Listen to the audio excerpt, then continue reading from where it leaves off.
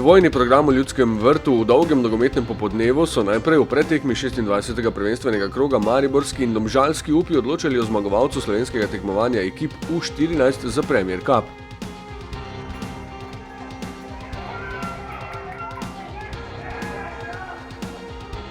Na evropskem finalu bodo nastopili Domžalčani, ki so izkoristili številčno premoč in zmagali 4-1.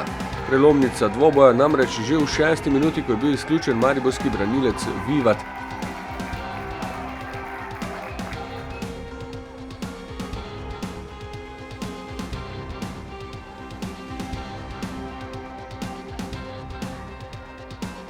Edini zadetek za vijoličaste upe med bojem 10-11 je dosegel Sven Karič Šoštarič.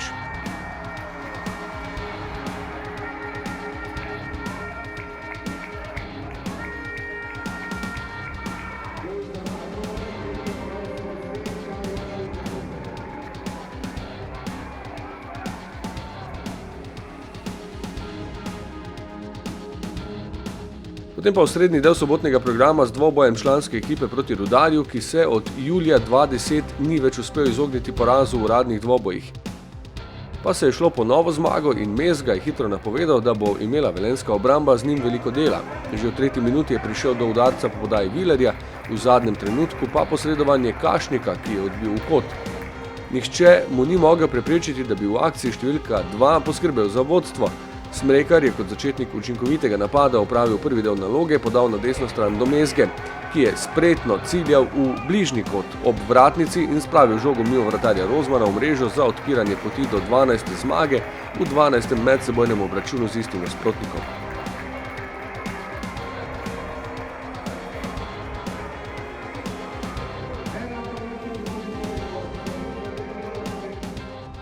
Dvanajstkrat smo zmagali. Mislim, da jim to ni všeč. Morda nam lažijo, ampak težko je bilo, vsaka tekma je težka, tako da vsako posebej tekmo smo sigurno dobro igrali, da lahko zmagaš. Dež je vztrajno namakal igralno površino, kar pa ni ustavilo igralcev. Po prejetem zadetku so najprej nekajkrat zavrtili gostje. Ob prvem poskusu Klinar ni bil natančen. V zahtevnih razmerah so Velenjčani skušali izkoristiti tudi vsako priložnost prekinitev. Ob predložku z desne strani je bil po kotu najvišji skoku Firer, a se mu ni išlo po željah. Do odmora smo zabeležili še dvoboj Eterović-Handanović, v katerem je bil uspešnejši mariborski vratar.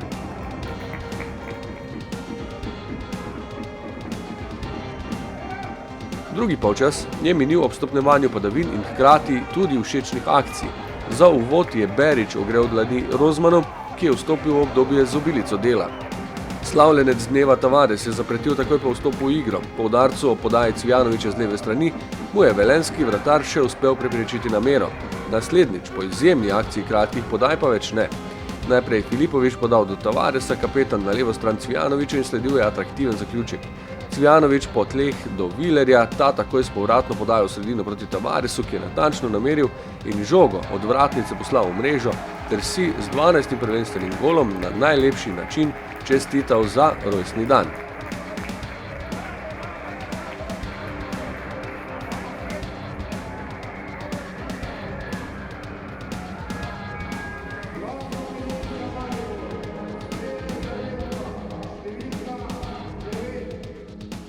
It was a wonderful night for me, wonderful evening, because we won the game and I scored 1 goal, and my birthday, and I think God gave me a present to score the goal. Dvomo o zmagovalcu ni bilo, le še v končnem rezultatu. Centimetri so manjkali za 3. gol po prostem strelu Cvijanovića, ko se je vratar Rozman uspel toliko dotakniti žoge, da jo je odbil čez prečko. Kmalu še en trenutek za aplavz po novi domiselni akciji. Cvijanović in Mertel sta z dvojno podajo premaknila ravnotežje velenjske obrambe.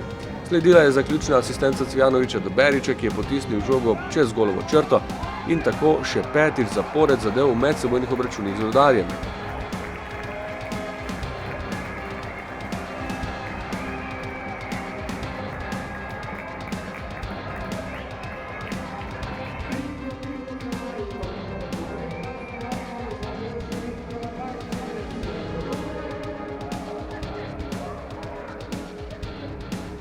Revijo spretnih akcij sta zaokrožila Milec s podajo in Tavares z udarcem z glavo, ko je vratnica preprečila povišanje vodstva 4:0. So pa na drugi strani Velenjčani uspeli v končnici priti do častnega gola za končnih 3:1. Firer je podal z leve na nasprotno stran do Eterovića, po njegovem spodletelem udarcu se je žoga od tal odbila do Podlogarja, ki jo je uspel zadeti, da se je v blatu skotalila čez golovo črto.